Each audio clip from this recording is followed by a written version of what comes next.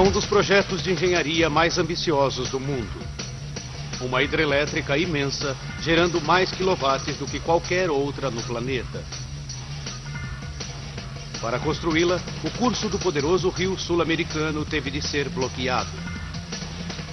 Milhares de hectares da preciosa natureza local e dezenas de milhares de lares desaparecerão em uma imensa inundação. 40 mil trabalhadores deverão lutar contra as forças da natureza, temperaturas altíssimas e a constante ameaça das enchentes assassinas. Por trás disso tudo, a possibilidade de uma catástrofe. Construir a usina de Itaipu levará 7 duros anos e essa gigantesca busca por energia exigirá um preço devastador.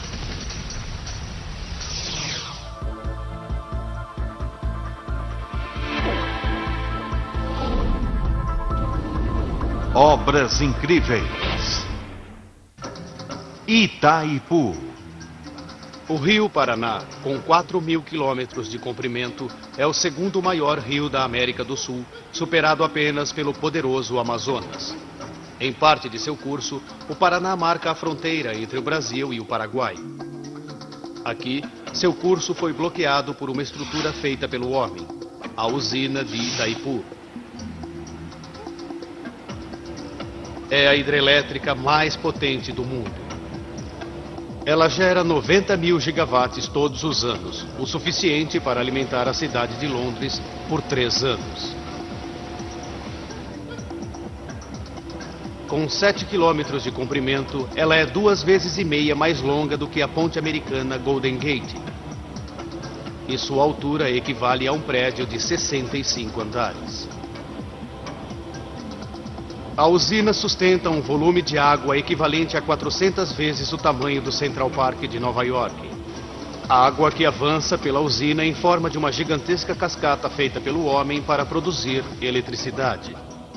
Foi preciso um exército de 40 mil homens e 20 bilhões de dólares para construir essa monstruosa estrutura, quase 50 vezes o custo da hidrelétrica Hoover. O italiano Piero Sembenelli foi um dos engenheiros na construção da usina. Não imaginávamos o quanto esse projeto seria difícil. A usina está localizada em um dos locais mais remotos do mundo. Mas por que o projeto mais ambicioso do mundo de uma usina hidrelétrica foi realizado aqui?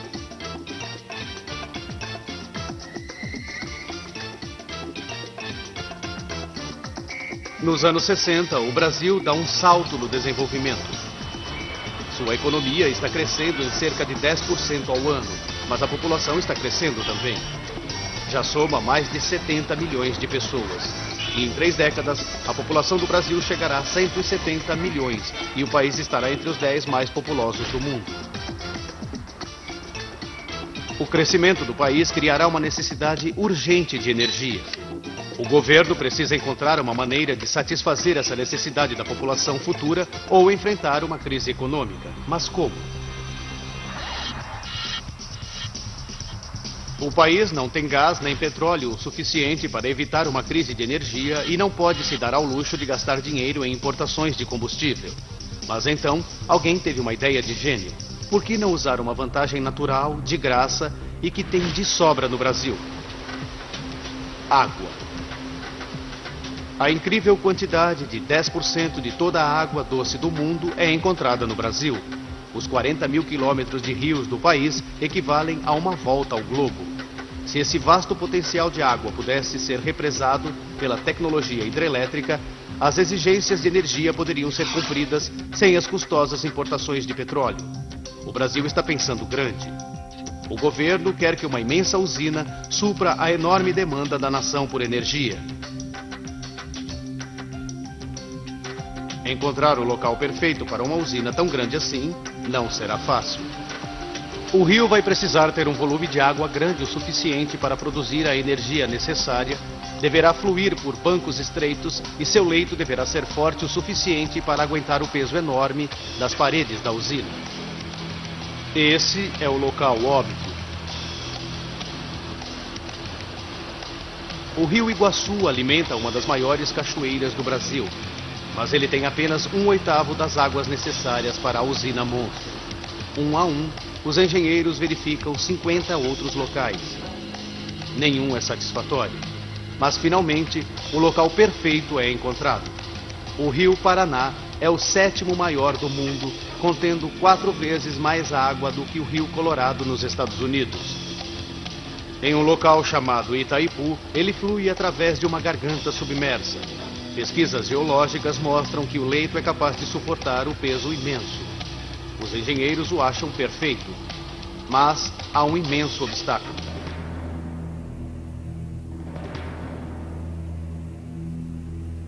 A garganta fica bem na fronteira entre o Brasil e seu antigo inimigo do século XIX, o Paraguai. Os dois países travaram uma amarga batalha. O Paraguai perdeu metade de seu território, metade de sua população foi morta. Mesmo 100 anos depois, ainda há falta de confiança entre os dois países. 1966. Complexas negociações começam entre os dois países. O projeto da usina fica suspenso por 7 anos. Mas no final, a sedução do vasto suprimento de energia prova-se irresistível. No dia 26 de abril de 1973, Brasil e Paraguai finalmente assinam um tratado. A usina de Itaipu obtém luz verde. Se tudo correr de acordo com o plano, ela irá superar alguns dos maiores projetos de usinas do mundo. Será 18 vezes mais longa do que a poderosa usina de Hoover e 9 vezes mais pesada. E o mais importante é que produzirá 6 vezes mais eletricidade. Porém, a usina hidrelétrica mais poderosa do mundo exigirá sacrifícios. Bloquear o rio Paraná criará um enorme reservatório necessário para alimentar as turbinas da hidrelétrica e também inundará o vale do rio com 100 metros de água. Uma vasta área de terras produtivas e florestas deverá ser inundada para alimentar a usina monstro. Dezenas de milhares de pessoas perderão seus lares. E o habitat de milhares de espécies de animais desaparecerá quando o projeto Itaipu alcançar um ponto de onde não houver retorno.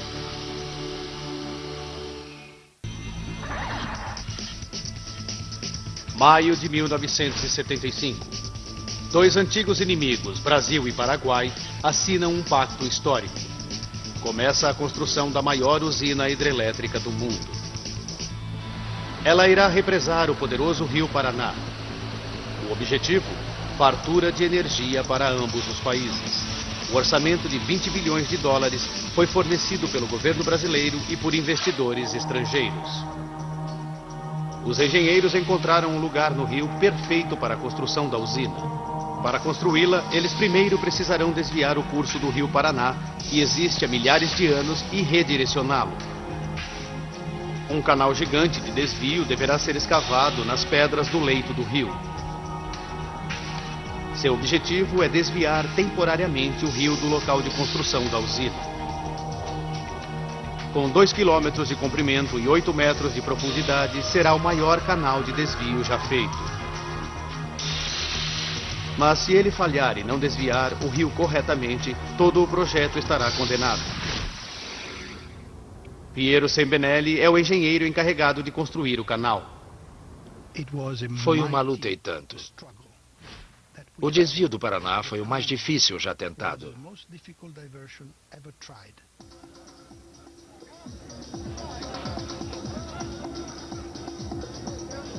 2 de maio de 1975. Começa a construção de Itaipu. A primeira coisa a fazer é cavar o canal para desviar o rio. Levará 3 anos de trabalho com explosivos, cavadoras mecânicas e força total para cortar as rochas. Enquanto isso, outros estão contando o custo ambiental resultante da construção de um projeto desse tamanho. Depois de construída, a usina de Itaipu transformará o vale do rio Paraná em um reservatório gigante. Uma área 2 vezes maior do que a cidade de Chicago será inundada até a profundidade de 100 metros. À medida que as escavações aumentam, os consultores ambientais começam o trabalho. Sua tarefa: descobrir que animais e plantas poderão ser salvos da enchente que se aproxima. É o primeiro projeto de uma usina a tentar um grande plano de resgate. Mas nesse estágio há somente 17 pessoas envolvidas, a maioria voluntários. O brasileiro Fernão Carbonar é um deles. Era o começo do movimento ambiental em todo o mundo. Mas as regras não eram tão estritas e nem as exigências legais tão duras quanto são hoje. É uma corrida contra o relógio. Se o plano de resgate não for completado antes de o vale ser inundado, milhares de animais morrerão. Mas o trabalho leva tempo. 24,8. A pesquisa basicamente consistiu em andar pela mata e localizar os animais, procurando sua trilha.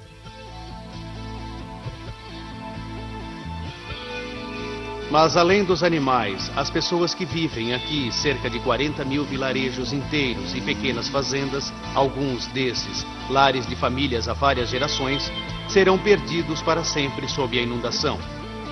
Essas famílias precisam ser indenizadas, mas as autoridades precisam saber quanto pagar. Será uma das maiores avaliações imobiliárias do mundo e levará 4 anos para terminar. Primeiro, a área toda é fotografada do alto para a pesquisa dos lares e fazendas. Mas isso não fornece informação o suficiente para calcular a indenização. Para conseguir mais detalhes, eles vão precisar mandar um exército de fotógrafos a pé para fotografar cada metro quadrado do Vale do Paraná. Esses homens e mulheres estão em uma missão. Têm que fazer uma avaliação precisa de cada casa e da terra ao redor dela. Tudo é registrado e fotografado. Alberto Frice avalia centenas de casas. Mediam-se as casas, descreviam-se as casas, fotografavam uma por uma. Podia ser um banquinho que era fotografado, uma boa casa era... Enquanto o processo de avaliação leva uma eternidade, a escavação para o canal de desvio está dentro do tempo previsto.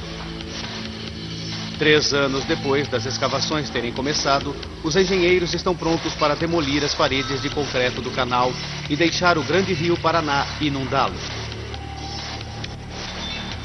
8 da manhã, dia 20 de outubro de 1978. Cargas de dinamite são colocadas em cada uma das extremidades do canal. É um momento de tensão. Se a explosão danificar o canal, ela poderá atrasar o projeto por anos.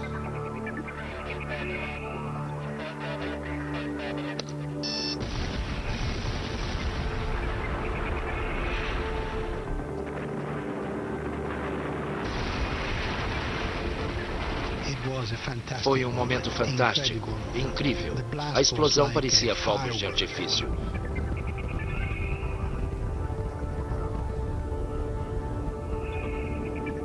Está funcionando. O poderoso rio Paraná está correndo em um novo curso. É uma grande conquista. Os engenheiros de Itaipu alteraram o curso de um dos maiores rios da América do Sul. Mas é apenas a fase 1 do desvio. Uma parte da água ainda corre pelo antigo leito. A seguir, enormes usinas temporárias chamadas ensecadeiras deverão ser construídas para forçar toda a água para baixo em direção ao canal de desvio, para longe do local da construção da usina. Essas estruturas são feitas jogando-se enormes pedras dentro do rio até o curso ser detido. As ensecadeiras podem ser apenas temporárias, mas o engenheiro britânico Bill Bates sabe o quanto é importante que elas sejam seguras. As ensecadeiras evitam que o rio avance para dentro da área onde a usina está sendo construída. Se essas estruturas caíssem durante a construção da usina... Seria um desastre total. O Brasil recebe algumas das chuvas mais fortes do mundo. E o aumento do volume de água poderia pôr as ensecadeiras sob pressão ou até derrubar as paredes. Isso faria com que o paredão de água devastador caísse sobre centenas de trabalhadores. Os engenheiros esperam ser avisados com antecedência sobre o aumento do volume do rio para que possam tirar os trabalhadores de lá a tempo. Até que as paredes da usina principal sejam construídas, tudo o que existe entre os trabalhadores e a ameaça de uma enchente é uma parede de cascalhos.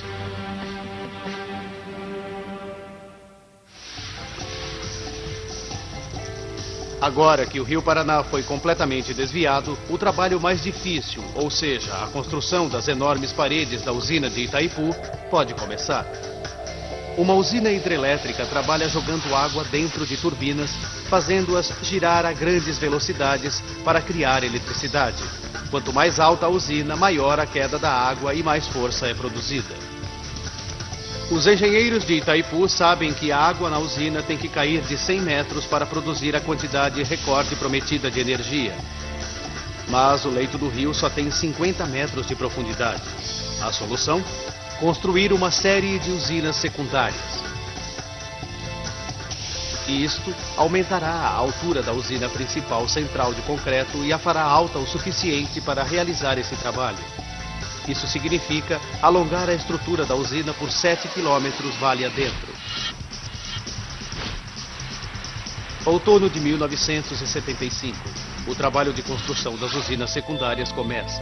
Enquanto isso, a avaliação das casas, fazendas e terras no Vale do Rio, que serão cobertos pelas águas, se completa. As autoridades brasileiras e paraguaias sabem que antes de inundar a área vão precisar comprar cerca de 8.500 casas e fazendas. O custo? $500 bilhão no dinheiro de hoje. Isso está no topo dos $20 milhões do custo da usina propriamente dita. As ofertas de indenização estão sendo apressadas. A maioria das pessoas aceitou, mas algumas apresentaram queixas legais. Porém, os engenheiros estão mais preocupados em manter a construção das usinas secundárias dentro do prazo. Eles precisam desesperadamente de mais trabalhadores, um exército deles. O Vale do Rio Paraná é pouco habitado e remoto. Uma das poucas cidades, Foz do Iguaçu, é uma cidade pequena na fronteira. A cidade grande mais próxima é São Paulo, a 1.000 quilômetros de distância. Os gerentes do projeto devem coreografar uma enorme migração de trabalhadores para dentro da área. Eles chegam às dezenas de milhares de todas as regiões do Brasil. Tudo o que uma grande cidade precisa, desde escola e hospitais até igrejas e jardins de infância, precisam ser construídos. Novas casas são construídas só para abrigar os novos trabalhadores. Há um aumento intenso nas linhas de produção de alimento para alimentar o sempre crescente número de trabalhadores. A cidade de Foz do Iguaçu está crescendo a uma taxa inacreditável. Estamos falando de um movimento para dentro de uma cidadezinha de cerca de 30 mil trabalhadores. O que antes era uma cidade pequena torna-se uma cidade com um movimento inacreditável, praticamente da noite para o dia.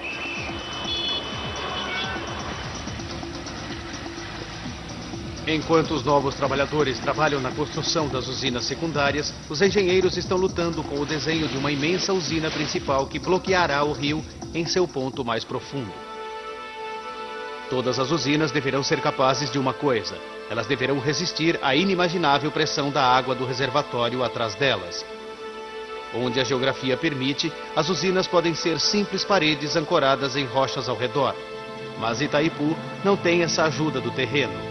Ela terá que se sustentar sozinha. Portanto, Itaipu deverá seguir um desenho que recorra somente ao seu próprio peso.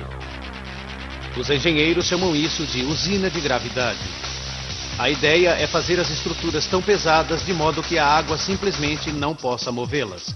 Para funcionar, a usina terá que pesar 61 milhões de toneladas. Mas a qualidade de uma usina depende de sua fundação. O leito do rio precisa ser incrivelmente forte. Qualquer fraqueza poderá fazer a usina ruir. Uma tragédia incalculável. Os engenheiros empreenderam uma pesquisa detalhada. Os resultados são bons. As fundações da usina são firmes e eles têm um trunfo na manga para economizar dinheiro. Uma usina feita de concreto sólido pesaria mais do que o necessário e adicionaria custos altíssimos desnecessários. O plano é fazer as paredes da usina principal ocas. Desde que tenha peso suficiente, ela resistirá à pressão da água, o que não significa que ela seja absolutamente sólida. Ela pode ser oca e ainda assim resistir à pressão da água. Construir a usina oca significa que sua base pode ser ainda mais larga com a mesma quantidade de concreto. E todas as paredes irão se inclinar mais gentilmente, empurrando a água com pressão para a base abaixo, onde a usina é mais forte. Isso também significa que o equipamento gerador de energia poderá ficar dentro da própria usina. É uma solução inteligente. Junho de 1979. Os preparativos para a usina principal estão dentro do prazo previsto e os gerentes estão determinados a continuar assim. Tudo está indo bem. Mas depois o trabalho para abruptamente. Há um problema com o leito do rio. À medida que cavávamos as fundações, descobrimos que as condições, na verdade, não eram bem as que esperávamos. Uma notícia desastrosa.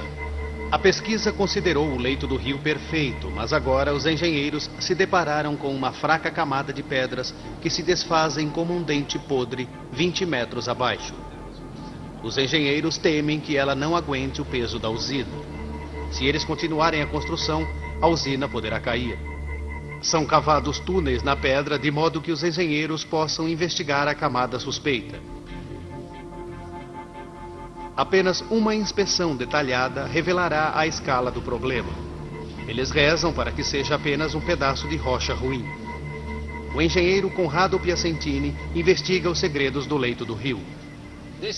Essa é a rocha boa e essa é a de má qualidade. Como podem ver, é muito macia e não é boa para fundações.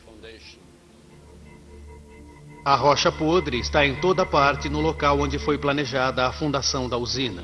Construir uma usina de 11 milhões de toneladas em cima disso seria crime e irresponsabilidade. Os engenheiros precisam encontrar uma solução depressa. Os trabalhadores ficam parados enquanto os engenheiros e geólogos lutam com o problema. Finalmente, encontram um plano que poderá funcionar. Eles não podem construir sobre a camada de rochas fracas, mas será que podem substituir essa camada? Como dentistas, os engenheiros retiram a rocha podre e cobrem a superfície com concreto extra forte. Está dando certo, mas o trabalho extra levará meses e adicionará 20 milhões de dólares ao orçamento. Consertar a camada de rocha inútil poderá ameaçar todo o prazo para a construção da usina. E o calor implacável do sol do Brasil está prestes a dar aos engenheiros outra dor de cabeça.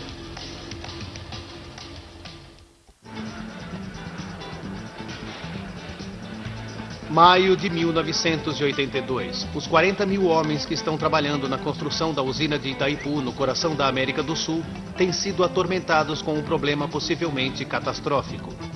O leito imperfeito do rio por baixo da fundação pode fazer a imensamente pesada estrutura ruir. Em risco está o suprimento de energia para as futuras gerações brasileiras. Os engenheiros acharam uma solução que parece estar funcionando.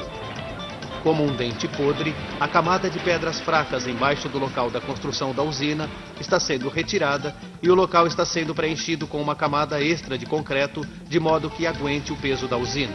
Ao mesmo tempo, o trabalho nas paredes da usina central continua. Os trabalhadores precisam construir 18 blocos de concreto, cada um deles 4 vezes a altura da Estátua da Liberdade. Cada um dos blocos será erguido separadamente. Enormes estruturas de aço são erguidas para receber o concreto e mantê-lo no lugar até que seja seco. Mas não é apenas a escala do trabalho que apresenta o maior desafio para os engenheiros. Se eles derramarem essa quantidade de concreto da maneira como sempre se faz, não vai funcionar adequadamente. Quando o concreto seca, ele reage com a água criando calor. Em blocos menores de concreto, a temperatura central resfria e assenta relativamente rápido. Mas em blocos grandes de concreto, a temperatura permanece alta por mais tempo. E à medida que a superfície resfria e estabelece uma taxa mais rápida do que aquela do centro, centenas de rachaduras podem aparecer, fatalmente enfraquecendo o concreto. Mas esse não é o único problema. A temperatura pode facilmente passar dos 40 graus centígrados. Se os enormes blocos secarem ao sol, eles alcançarão mais de 90 graus. Isso também poderia causar pontos fracos e rachaduras. Os engenheiros realizam teste após teste no concreto nessas condições para ver como ele reage às pressões extremas. Mesmo um concreto de boa qualidade tem um ponto de quebra. O concreto seco pelo sol deverá ser muito mais fraco. Eles precisam encontrar uma solução.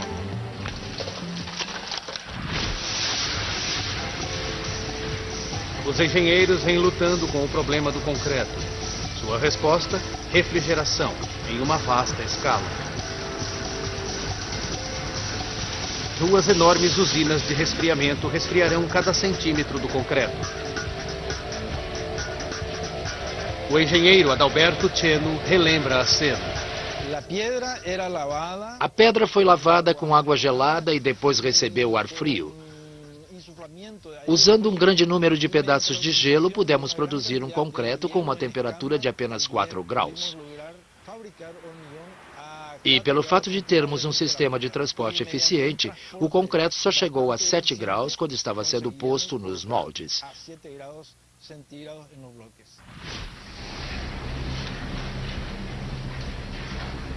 A escala do trabalho de refrigeração é vasta. As 2 usinas têm a capacidade de resfriamento de mais de 50 mil freezers domésticos. Em junho de 82, a corrida é para permanecer no prazo para a finalização da usina, que é de apenas 3 meses.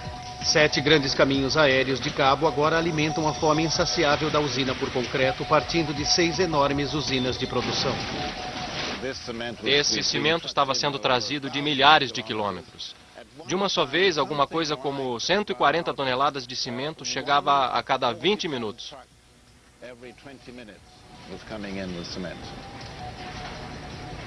40 mil pessoas estão trabalhando a um passo equivalente ao de erguer um prédio de 20 andares a cada 55 minutos. À medida que o projeto se aproxima do fim, a velocidade do trabalho aumenta ferozmente. Adalberto Cheno era o responsável pelo horário de trabalho. Durante a construção da usina, tivemos prazos restritos. Trabalhamos em 2 turnos de 12 horas cada, quase 360 dias por ano.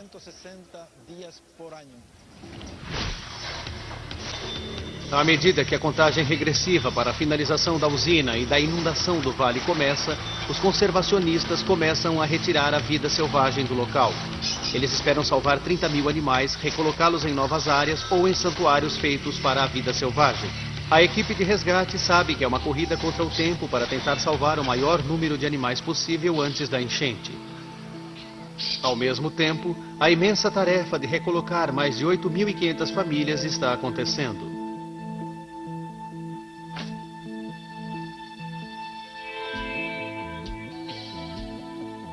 Algumas indenizações foram acordadas em simples negociações, outras foram resolvidas nos tribunais. Algumas famílias receberam dinheiro, outras receberão propriedades similares e terras em outra localidade. Algumas dessas famílias viveram no Vale do Paraná por várias gerações.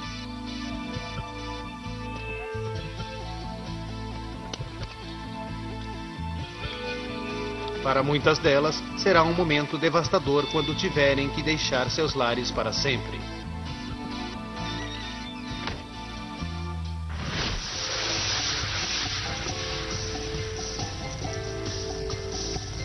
A trilha de 7 quilômetros da usina finalmente está completa. Itaipu assume seu lugar como uma das usinas mais longas e impressionantes do mundo. Mas o próximo passo é absolutamente crítico. Os engenheiros agora fecharão o canal que desvia o rio Paraná. O rio fluirá então devagar por todo o vale, criando um vasto reservatório que irá alimentar a usina e suas turbinas geradoras de energia. Depois de cheio, a pressão da água no reservatório da usina de Itaipu será de 4.000 máquinas de terraplanagem exercendo uma força incessante contra as paredes da usina. Os engenheiros fizeram cálculos altamente detalhados e estão confiantes em que as enormes paredes sejam mais do que fortes para conter a água. Porém, o preenchimento do reservatório de qualquer usina é um momento crítico. O concreto das paredes da usina será todo o sustento do vasto reservatório e das 280 mil pessoas que vivem ao redor de Foz do Iguaçu.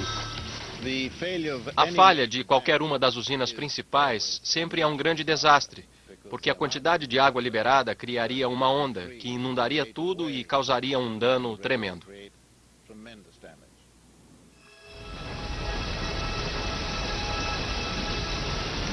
Se as paredes de Itaipu ruíssem, a onda gerada seria muito maior do que a maior enchente que o Brasil já viu. Um corpo de água do tamanho de uma cidade destruiria todo o Vale do Paraná. A onda alcançaria a velocidade de 50 km por hora e demoliria tudo em seu caminho, com exceção dos prédios mais firmes. O número de mortos dependeria de as pessoas que vivem no vale terem algum aviso da enchente. Dia 3 de junho de 1976, a usina de Teton, em Idaho, Estados Unidos, está sendo cheia pela primeira vez. Os engenheiros localizaram uma rachadura nas paredes e tentaram consertar. Eles falharam. 2 dias depois, a terça parte do lado ocidental da usina simplesmente se desintegrou. Os engenheiros culparam a erosão na base feita de terra e pedras da usina. Ninguém havia avisado os moradores locais. O colapso da usina de Teton causou centenas de milhares de dólares de danos às propriedades, ao gado e às colheitas. Mas, por milagre, somente 14 pessoas morreram.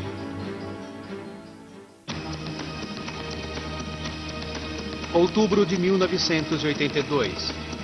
Passaram-se 7 anos desde que a construção começou. É o grande dia. Os enormes portões do canal de desvio são fechados. O rio Paraná flui mais uma vez em seu curso original.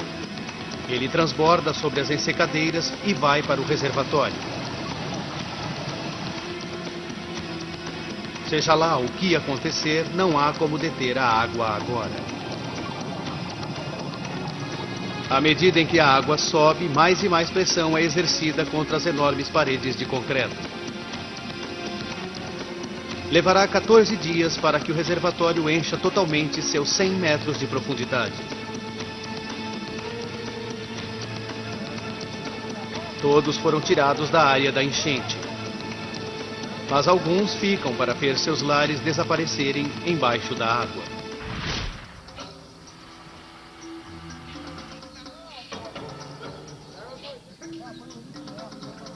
Um exército de 316 conservacionistas brasileiros e paraguaios sai para sua última missão: salvar o maior número de animais possível.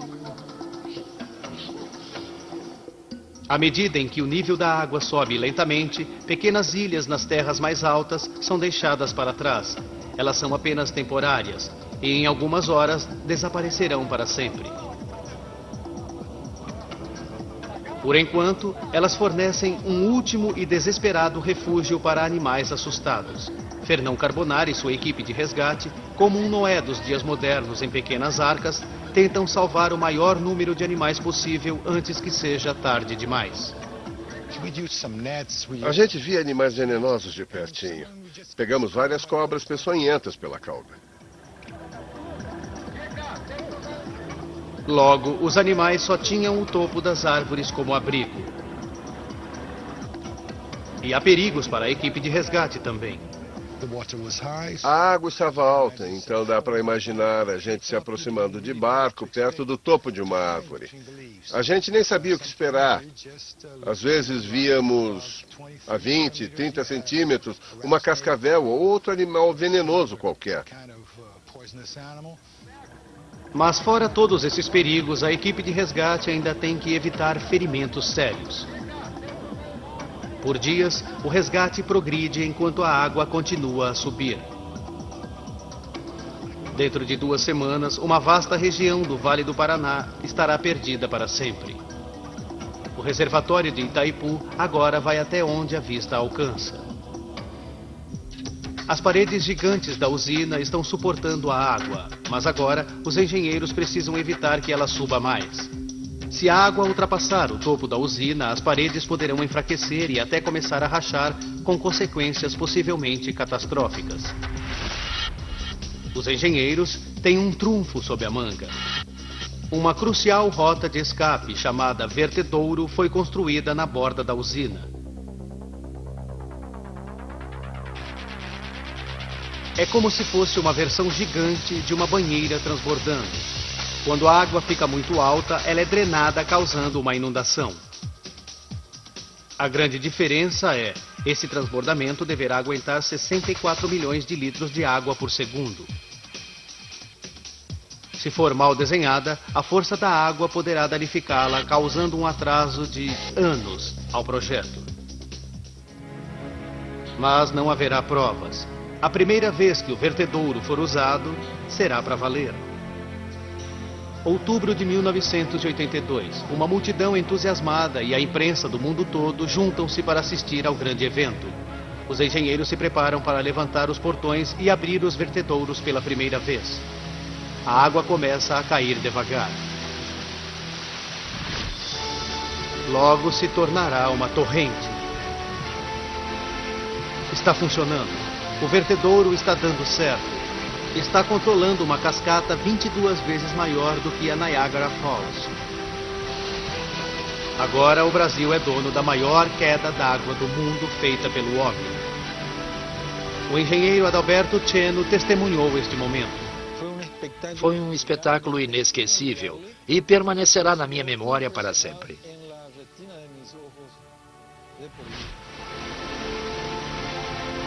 Os engenheiros estão aliviados e felizes por enquanto, mas as preocupações com o vertedouro ainda não acabaram. O vertedouro está conseguindo lidar com o volume de água, mas eles sabem que toda aquela água forçando a parte de baixo poderá afetar a usina propriamente dita.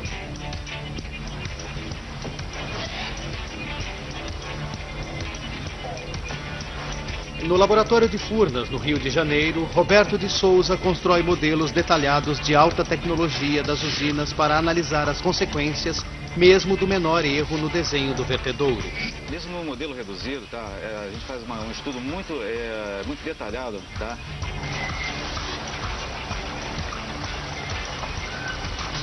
Dos efeitos da queda d'água, da energia que ela pode prejudicar a própria estrutura, tá? Quando a água atinge a parte final do vertedouro, ela cai embaixo da usina com uma força imensa, revolvendo o rio.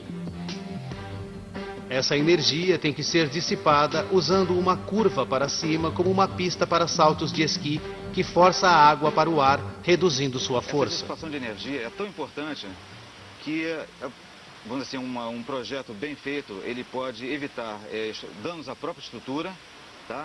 Como ao terreno jusante. Os engenheiros recorrem a modelos de escala para conseguir um ângulo exato, como em uma pista para saltos com esqui. Mas se eles calcularem mal, a água voltará por cima de si mesma e poderá danificar seriamente o leito do rio. E se o processo continuar por anos, ele poderá causar uma erosão na fundação da usina. Os engenheiros de Itaipu calcularam que haverá alguma erosão, mas não o suficiente para causar danos sérios.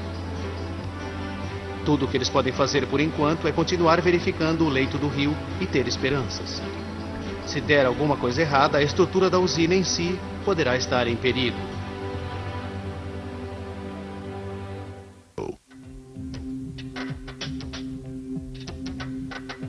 O vasto reservatório que alimenta a usina de Itaipu foi preenchido, inundando milhares de quilômetros quadrados de terras produtivas e floresta tropical. 30 mil aves, mamíferos e répteis foram salvos pelos conservacionistas, mas todos eles precisam de novos lares. Alguns são recolocados, mas 300 serão levados para um santuário de vida selvagem. O refúgio Bela Vista não é um zoológico. As espécies ameaçadas que foram salvas se reproduzirão aqui e acabarão voltando para a natureza um dia. Bela Vista é também um dos primeiros centros voltados para educar os habitantes locais sobre a vida selvagem que existe perto deles. 700 quilômetros quadrados de floresta são perdidos na inundação do vale. Mas milhares de novas árvores são plantadas ao redor da borda do reservatório. Um programa de conservação como o feito em Itaipu parece básico, julgando-se por padrões modernos. Mas nos anos 80 ele representa uma atitude e tanto para minimizar os danos causados pelas usinas de larga escala. Nos 9 anos seguintes, a finalização de Itaipu se desenrola. Com o término das paredes da usina, começa o trabalho da usina geradora de energia. 18 tubos gigantes para afunilar a passagem da água por turbinas, cada um da altura de um prédio de 30 andares, são construídos. As turbinas pesam 800 toneladas, peso de 2 juncos.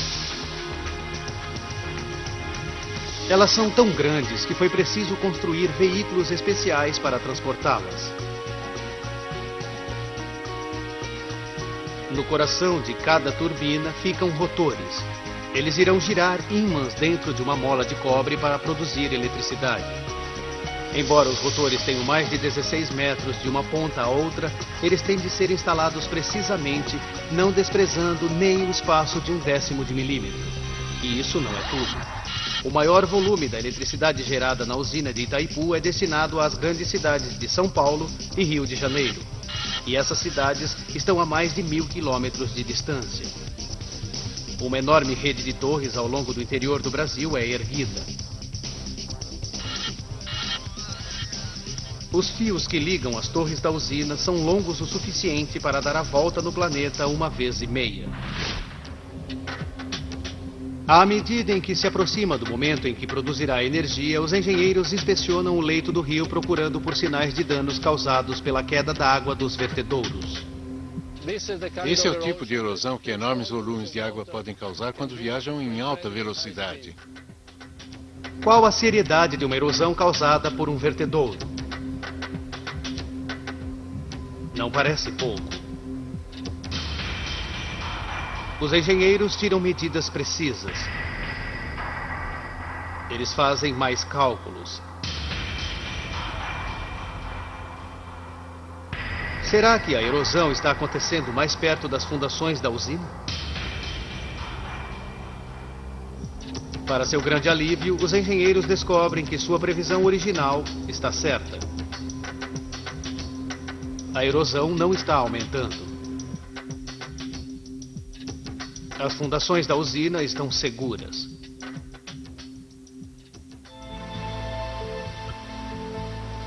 Itaipu está perto de ser completada.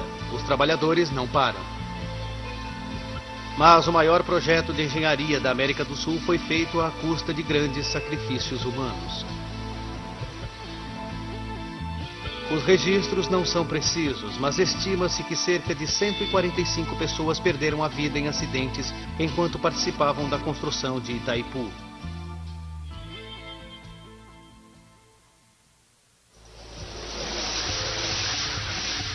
Maio de 1984.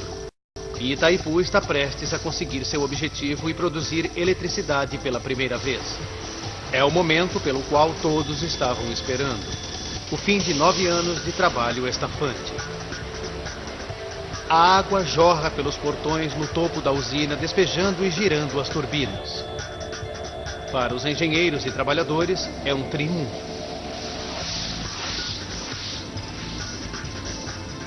Uma a uma, todas as turbinas geram vida e em abril de 1991, Itaipu se torna a usina hidrelétrica mais poderosa do planeta, gerando eletricidade o suficiente para iluminar até 120 milhões de lâmpadas.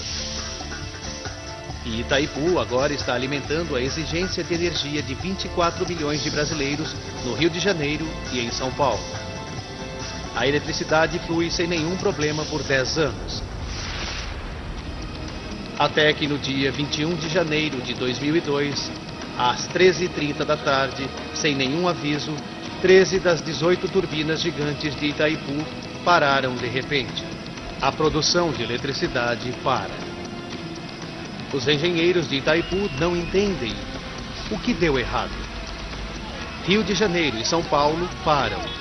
Os semáforos param de funcionar, causando engarrafamentos de vários quilômetros. O sistema de metrô também para. Pessoas ficam presas em elevadores, escritórios, casas, fábricas. Fica tudo no escuro. O que está causando esta falha? José Ricardo da Silveira está a cargo da eletricidade. Todos os geradores e todo o sistema de transmissão para o Brasil. No momento, não sabíamos exatamente o que havia acontecido. Depois de várias investigações, os engenheiros elétricos finalmente descobriram o problema. Uma torre havia caído. O sistema de transmissão não pôde aguentar o nível de energia que Itaipu estava gerando. Ele afetou a estrutura que desliga o sistema que gera energia na poderosa usina. O resultado disso? 12 bilhões de dólares são gastos para melhorar o sistema de transmissão e evitar futuros blackouts. As cidades brasileiras, em apenas uma tarde, tomam conhecimento de como dependem da eletricidade de Itaipu. 20 anos se passaram e Itaipu permanece uma conquista extraordinária. E foi recentemente votada pelos engenheiros como uma das 7 maravilhas do mundo moderno. Hoje, 90% da energia do Brasil são gerados por usinas hidrelétricas. Usinas como essa ajudaram as cidades e indústrias brasileiras a crescer e levar eletricidade para pessoas que vivem em áreas remotas do país. Mas a total confiança no poder da água teve um preço. Nos últimos anos, a menor quantidade de chuva reduziu o poder das usinas, forçando cortes e racionamentos de energia. E em todo o mundo, há uma crescente consciência da ameaça ambiental que as usinas hidrelétricas podem causar. Em Itaipu, árvores mortas servem como um forte lembrete de que o vale se foi para sempre. E esse foi o enorme preço que os brasileiros pagaram por sua busca pelo poder. As geológicas mostram que o leito é capaz de suportar o peso imenso. Os engenheiros o acham perfeito, mas há um imenso obstáculo.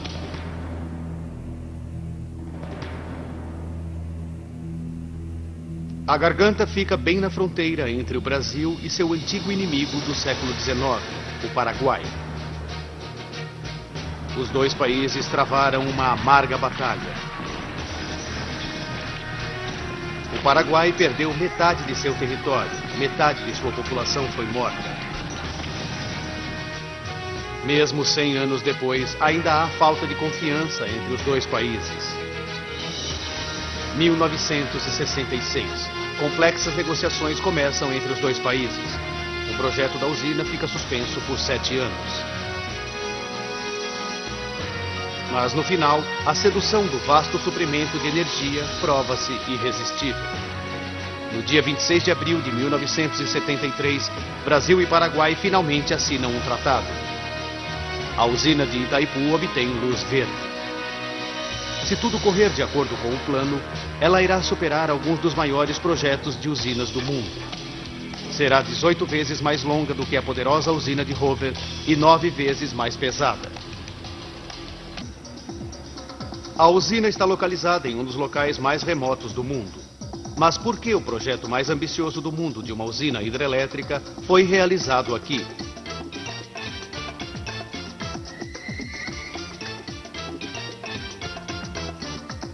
Nos anos 60, o Brasil dá um salto no desenvolvimento.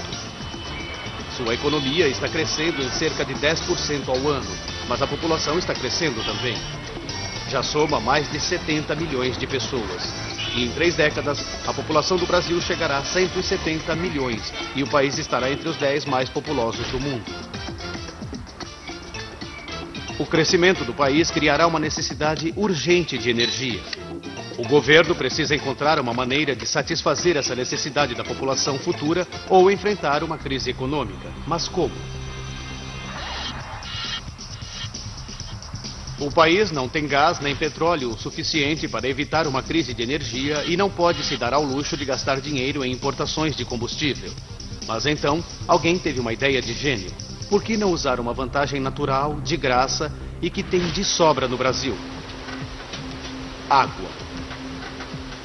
A incrível quantidade de 10% de toda a água doce do mundo é encontrada no Brasil. Os 40 mil quilômetros.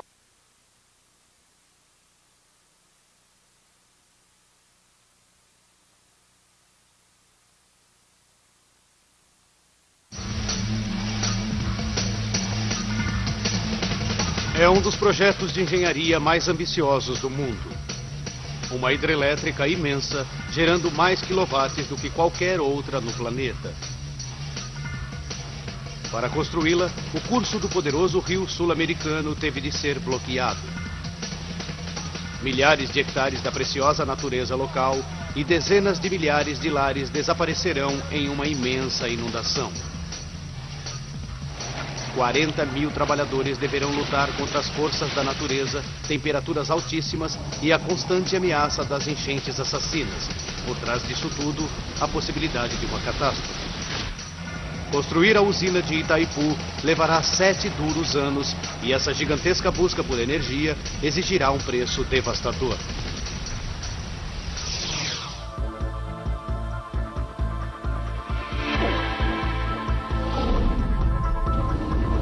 Obras incríveis. Itaipu. O Rio Paraná, com 4.000 quilômetros de comprimento, é o segundo maior rio da América do Sul, superado apenas pelo poderoso Amazonas. Em parte de seu curso, o Paraná marca a fronteira entre o Brasil e o Paraguai. Aqui, seu curso foi bloqueado por uma estrutura feita pelo homem, a usina de Itaipu. É a hidrelétrica mais potente do mundo. Ela gera 90 mil gigawatts todos os anos, o suficiente para alimentar a cidade de Londres por 3 anos. Com 7 quilômetros de comprimento, ela é 2,5 vezes mais longa do que a ponte americana Golden Gate. E sua altura equivale a um prédio de 65 andares. A usina sustenta um volume de água equivalente a 400 vezes o tamanho do Central Park de Nova York. Água que avança pela usina em forma de uma gigantesca cascata feita pelo homem para produzir eletricidade.